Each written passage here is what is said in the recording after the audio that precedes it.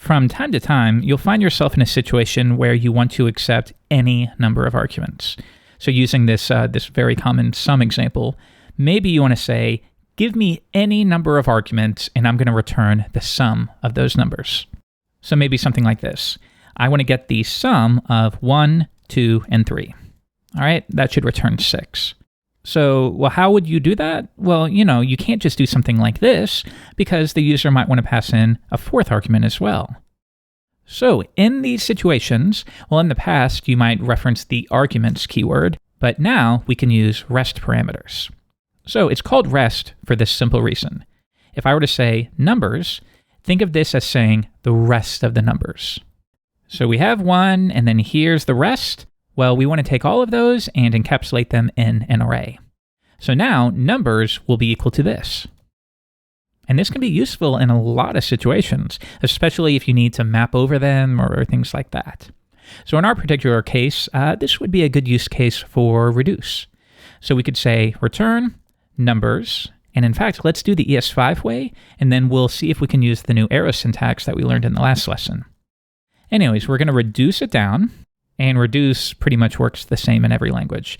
We reduce an array down to a single value. So we have the previous value, the current value, and we're just going to sum those together.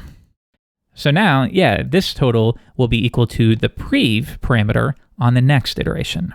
So if we were to try this out, and I will log this to the console, if I switch to Chrome, sure enough, we get 6. So that's all that rest parameters do for us. You add 3 dots, and that's your way of saying, take all the rest of the arguments and make them an array. So just to confirm, without the 3 dots, we refresh, we're going to get numbers.reduce is not a function, because numbers in this case would be equal to, what do you think? 1, of course, right? It's the first argument. So if we want all of those as an array, once again, you use the rest operator. Then you perform any calculation you need to. In this case, reduce them down to a single value. And again, what's really nice about this is you've made the API, so to speak, as flexible as possible for the user. So they never have to think about how they pass things in. They just extend the argument list.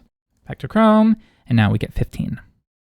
Okay, so similar to the rest operator is the spread operator. And it has basically the exact same syntax, but it's going to do the opposite.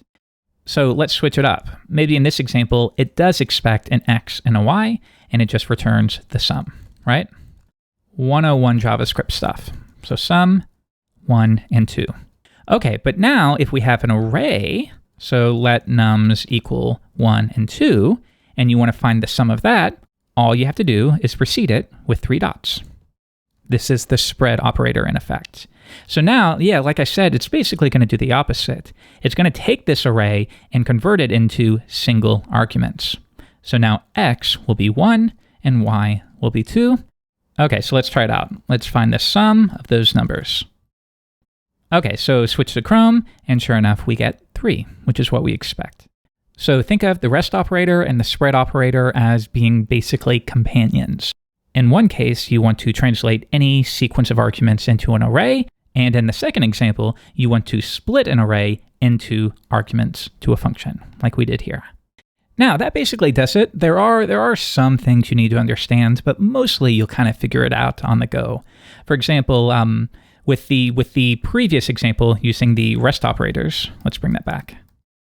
Here, naturally, you couldn't do something like this. Numbers and then some other value here, right? This would never work. So if you wanted to pass your value there, obviously that wouldn't work because this is going to get the rest of everything. So you would want to make sure that your rest operator or your rest parameter occurs at the end of the list.